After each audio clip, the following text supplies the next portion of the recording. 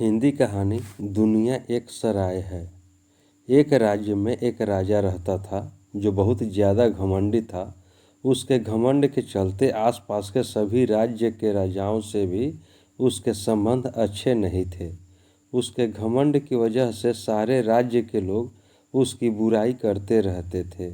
एक बार की बात है, उस गांव से एक साधु महात्मा गुजर रहे थे। उन्होंने भी राजा के बारे में सुना और राजा को सबक सिखाने की बात सोची। साधु तेजी से राजमहल में बिना और प्रहरियों से पूछे सीधे अंदर चले गए। राजा ने देखा तो वो गुस्से से भर गया। राजा बोला, ये तो उदंडता है महात्मा जी। आप बिना किसी की आज्ञा के कैसे अंदर कैसे गए?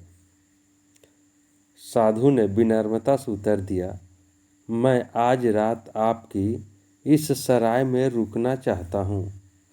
राजा को ये बात बहुत भी बुरी लगी। वो बोला, और महात्मा जी, ये मेरा राजमहल है, कोई सराय नहीं, कहीं और चले जाइए। साधु ने कहा, राजा साहब, तुमसे पहले ये महल किसका था? राजा, जी मेरे पिताजी का। साधु बोलते हैं, तुम्हारे पिताजी से पहले यह महल किसका था? राजा ने कहा, मेरे दादाजी का। साधु ने मुस्कराकर कहा, हे राजा जी, जिस तरह अक्सर लोग सराय में कुछ देर ठहरने के लिए आते हैं, वैसे ही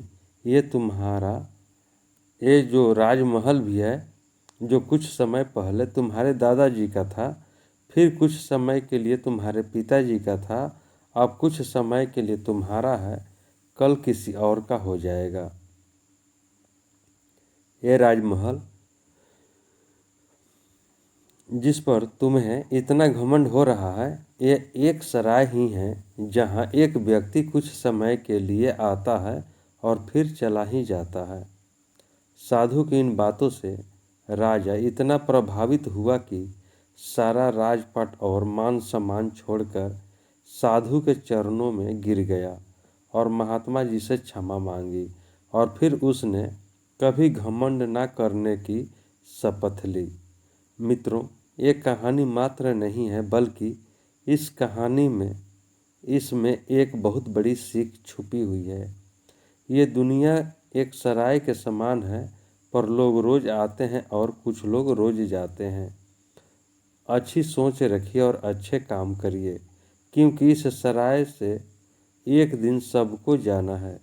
दोस्तों, ये कहानी आपको कैसी लगी? कहानी को लाइक करें, शेयर करें। चैनल पर नए हैं तो चैनल को सब्सक्राइब कर लें। अब हम लोग अगले वीडियो में मिलेंगे, तब तक के लिए जय हिंद, जय भारत।